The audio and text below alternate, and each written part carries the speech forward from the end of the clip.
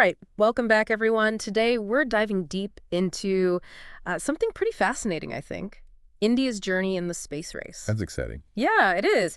You sent in this really interesting article from Investor called India's Rise in the Global Space Race, How ISRO is Redefining Space Exploration. And I got to say, I'm really excited to break it all down with you. But first, what's your current take on India's position in the space race? Good question. Yeah. I think a lot of people, maybe still kind of see India as a bit of a newcomer. Yeah. But the truth is they've actually been strategically building their space program for decades now. Okay. And they're doing it, in their own way. They're achieving some really impressive things, but on a much smaller budget than like NASA or other big space agencies. Right, right. Definitely not a newcomer then. Yeah. Yeah, so this article, it kicks off with this mind-blowing story about India's Chandrayaan-3 mission. Okay. Landing near the moon's south pole. It's a spot that no one else had reached before. Wow, that's impressive. And get this, they did it for less money than it cost to make the movie Dune Part 2. That's wild. Yeah, that is pretty amazing. Right. And it really is. This achievement wasn't just like some fluke, Yeah. It's a real testament to ISRO's commitment to what's often called frugal engineering. Frugal engineering. Yeah. Okay, so what exactly does that mean? Are they cutting corners or something? No, not at all. It's more like a fundamentally different approach to engineering, really. In the article, space entrepreneur Susmita Mohanty uses this really great analogy. She says that NASA builds like a Formula One race car. Okay. Top of the line, super expensive, all about, high performance. Yeah. But ISRO, they're building like a Jeep.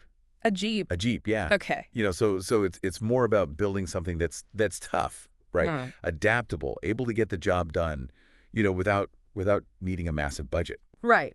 Squeeze every last ounce of value out of the budget. Exactly. It's about maximizing value, and that's what allows them to do these amazing things that, a lot of people thought were impossible on such a limited budget. So, okay, picture a space Jeep, bouncing around on the moon. Yeah. That's a pretty cool image. Exactly.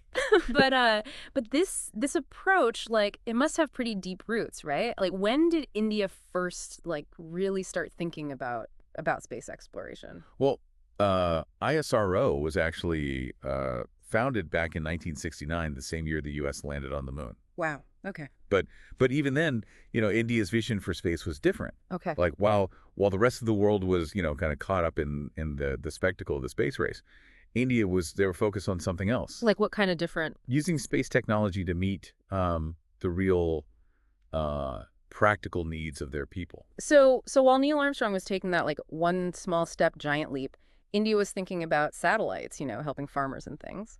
Exactly. They were prioritizing using space technology to make a real difference in daily life, like communication, weather forecasting, even disaster management. It was about, making a space program that really served their nation, Yeah, that makes sense. With such a huge population, it focusing on the practical applications, it seems like the most logical route to go. So how did this early focus shape their path in the space race? Well, it really laid the groundwork for their later successes. They started by launching their first satellite, Aryabhata, back in 1975. Okay. And then, expanded into telecommunications and using satellites to help with agriculture.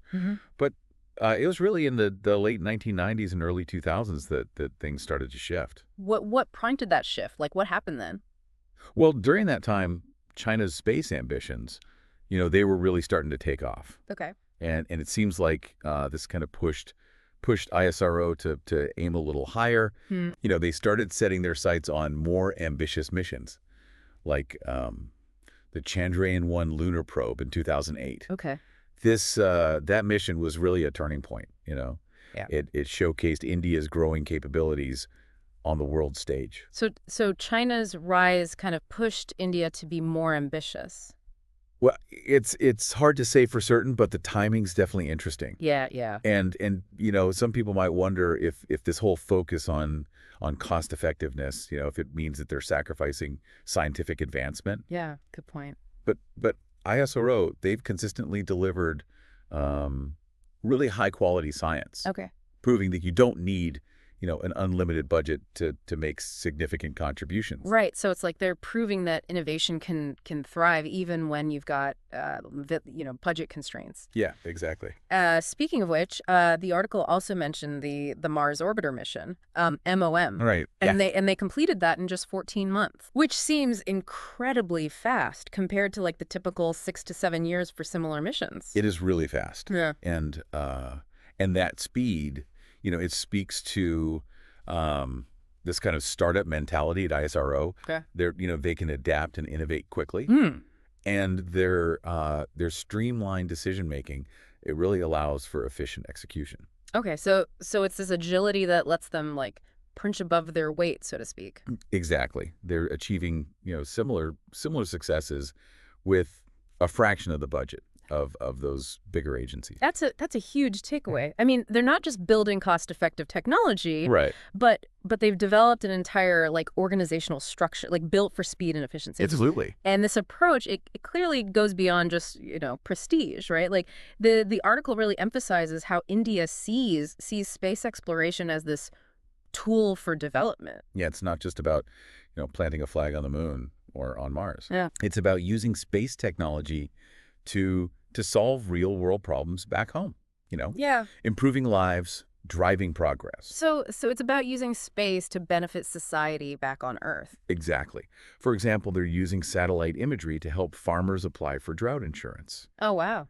And in a country, with population as large as India's, that has a massive impact on people's lives. Right. Right. It's a really inspiring example of how space technology can be used to make a tangible difference. Yeah, it highlights like that human element of their space program, doesn't it? It does. Yeah, yeah. And the fact that they're doing all this on a relatively tight budget, like it just makes it all the more impressive. But of course, we can't ignore the geopolitical context here, especially with China also, making such big moves in space. Right. I mean, India's growing constellation of satellites is definitely seen as a way to, maintain their strategic autonomy, especially when it comes to, national security and defense. Yeah. But it's interesting, as Susmita Mohanty points out in the article, India isn't just trying to, copy or match China step for step. They're focused on their own unique needs and goals. So it's not just like a tit-for-tat space race. No, it's more about carving their own path. Right. Okay. They're not simply reacting to what other nations are doing. They're strategically building a space program that serves their own specific interests. That's pretty insightful. I mean, this indie doing it their own way, this theme, it seems to be like popping up everywhere. And it makes me wonder, like, how is this approach, influencing the landscape of space exploration? Yeah. Especially with the rise of private space companies. That's a great question, and it leads us to another really exciting development in India, the booming private space sector. Okay. This is where things get really interesting. All right, so we've got the space jeep, the focus on real-world applications, and this strategic vision all their own. And now we're throwing private companies into the mix. This is going to be good. It is. Okay, let's get into it then. Yeah, so this article, it talks about Skyroot launching India's first privately built rocket. Okay. Vikram S, in just 2 years. 2 years. And they reached space, on their first try. Wow, 2 years from concept to launch. That's incredible. That's pretty amazing. Yeah. It sounds like they're really applying that same startup mentality we were talking about with ISRO. Yeah, definitely. Fast, agile, efficient. Yeah. And what's even more exciting, I think, is the vision behind these companies. Okay. Like Skyroot, their mission is to democratize access to space. Okay. Make it more affordable, more attainable. So it's not just about governments launching satellites anymore. It's about opening it up, for businesses, for researchers, maybe even individuals. Exactly. And that vision is shared, across a lot of India's private space sector. It's not just about launching satellites, it's about creating this whole ecosystem of reliable, frequent spaceflight opportunities. Yeah, it sounds like a real game changer. And with that accessibility, comes incredible innovation, right? Absolutely. The article mentions Pixel, a company developing hyperspectral imaging satellites. Yeah. What what exactly does that even mean? It sounds pretty complex. Yeah, it is. It is a cutting edge technology. Okay. But imagine being able to see the Earth in a way that reveals not just like colors, but the chemical composition of everything. Wow, okay. That's what hyperspectral imaging lets us do. So it's like having like a superpowered camera in space. You Yeah. know, it can see things that we've never been able to see before. Yeah, exactly. What are the implications of that? Like what could we do with that? Oh man, the possibilities are huge. Okay. I mean, think about monitoring crops, Yeah. detecting pollution, uh, tracking disease outbreaks, Wow. even managing natural disasters. Yeah, It could, yeah. it could completely change how we understand and interact with our planet. That's incredible. So we've got this like awesome combination of ISRO's space jeep philosophy, this focus on real-world problems, a rapidly growing private space sector, and these cutting-edge technologies like hyperspectral imaging. Yeah. Where does India go from here? Like what's next on their space agenda? Well, they've got some pretty ambitious plans in the works. Okay. Human space missions are definitely on the horizon. Oh, wow. In fact, they're even talking about building their own space station. Their own space station. Yeah. That's a huge step. It is. It seems like they're like really trying to like solidify their position as one of the major players in space exploration. Absolutely, yeah. And what's remarkable is they're doing it all with, their unique blend of pragmatism and efficiency and a very clear sense of purpose. Mm-hmm. They're not just, doing this for bragging rights. Yeah. They're doing it because they see space as a tool to solve real problems and make people's lives better. Yeah, and they're doing it on a budget that would make most other space agencies like raise an eyebrow, which is really inspiring. It challenges like our assumptions about what it takes to achieve, great things in space. Definitely. It does. And it raises some interesting questions. Okay, yeah, what kind of questions? Like as India's space program, continues to grow and innovate, how might their focus on affordability and accessibility influence the future of space exploration globally? Could we see a more diverse and inclusive space ecosystem emerge as a result? One where like participation isn't limited to countries with, massive budgets. Exactly. That would be amazing. Yeah. Like imagine a world where nations of all sizes, all income levels can contribute to our understanding of space and benefit from the technologies. That's the potential here. And it's what makes India's story, so fascinating. Yeah. They're showing the world that there's more than one path, to reach for the stars. Yeah. And their approach could pave the way for a more collaborative, more accessible future for everyone. It's truly a story of ambition and ingenuity and this commitment to pushing the boundaries of what's possible and to think like all of this started with a focus on addressing those practical needs of their people. It's pretty amazing. It's a remarkable journey. Yeah, yeah. It really makes you wonder like what else might they achieve in the years to come? It's exciting to think about. And this brings us to another, I think, really crucial point. Okay. India's space program, it isn't just about, rockets and satellites. Mhm. It's about fostering a culture of scientific inquiry, Yeah. and innovation, Mhm. inspiring a new generation to dream big and explore the unknown. You're right. You're right. It's about inspiring, young people to look up at the stars and see the possibilities, to imagine themselves as part of this incredible adventure.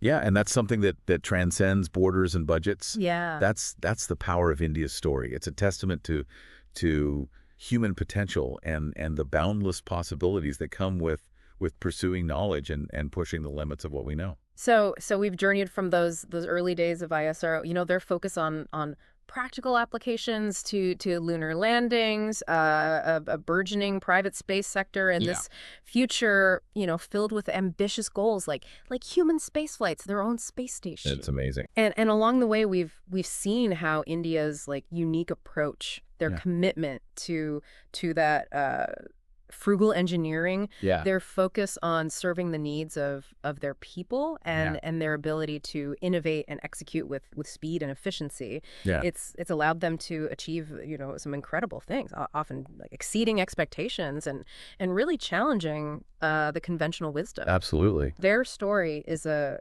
powerful reminder that innovation can thrive even under constraints, and that sometimes the most impactful solutions come from those who dare to think differently, Yeah, and yeah, challenge the status quo. absolutely. It's a story that should inspire us all, whether we're, scientists, entrepreneurs, or just curious individuals, Yeah. to dream big, to push the boundaries of what's possible, and to never underestimate the power of human ingenuity. And as India continues its remarkable journey in space, we'll be watching closely, Oh, yeah. eager to see what new heights they reach, what new chapters they add to this already inspiring story.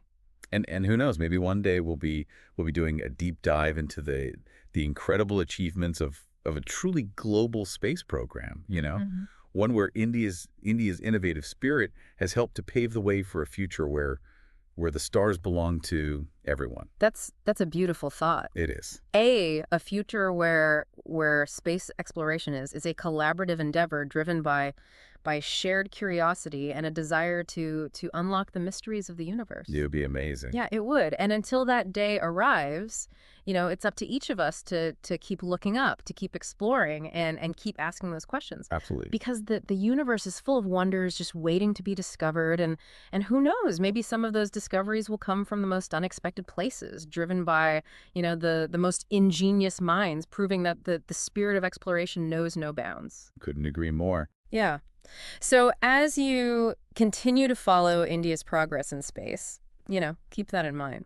Their story is far from over. Yeah. In fact, it feels like it's just getting started. It does. It does. And that's what makes it so exciting. We started this deep dive wanting to understand, not just what India is doing in space, but how and why. And I think we got some incredible answers. We did. Yeah. And I hope you walk away from this deep dive feeling as inspired as I do by India's journey. A Mhm. journey that shows us that anything is possible when we combine ingenuity, determination, and a vision for a better future. Absolutely. It's a reminder that the sky is not the limit when there are footprints on the moon. Right. And who knows, maybe someday there'll be footprints on Mars and beyond. And Yeah. and we'll be here to cover it every step of the way. Absolutely. Until then, keep exploring, keep asking questions, keep looking up. And we'll catch you on our next deep dive. Mhm. Yeah, so wow, that was something else, right? It really was. India's rise in the space race. I mean, talk about ambition, ingenuity, and this real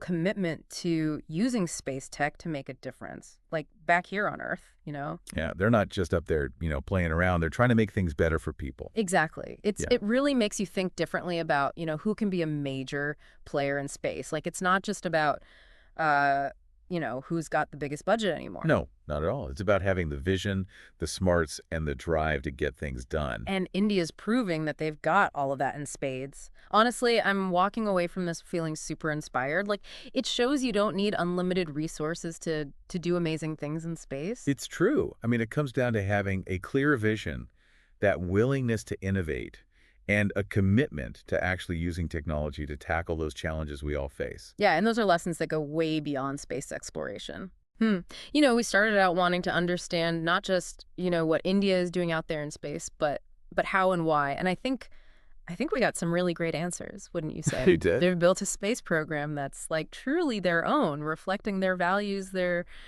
priorities. It's pretty amazing. Yeah, it is. And as the program keeps growing, it's going to be fascinating to see how they shape the whole future of space exploration. Yeah. Like, will other nations kind of follow their lead with that focus on affordability and accessibility? Mm.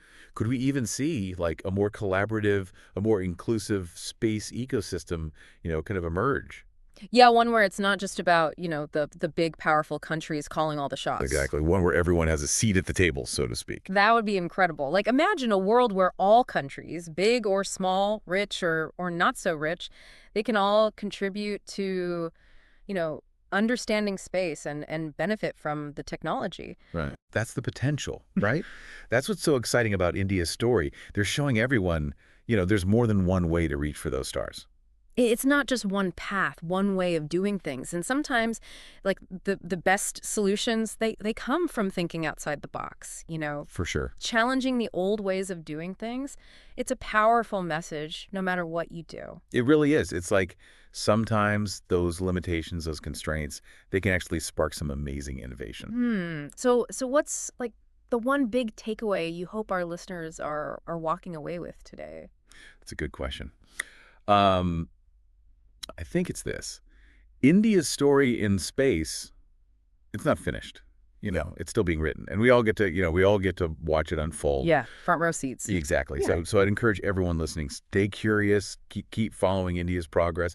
And who knows, maybe you'll even be inspired to contribute to the future of space exploration in your own way. I love that. That's a perfect note to end on. Thanks for joining me on this deep dive. It's been a blast. The pleasure was all mine. It's always fun to dive into these fascinating topics. Absolutely. And to all our listeners out there, keep looking up, keep exploring, and we'll catch you on the next deep dive.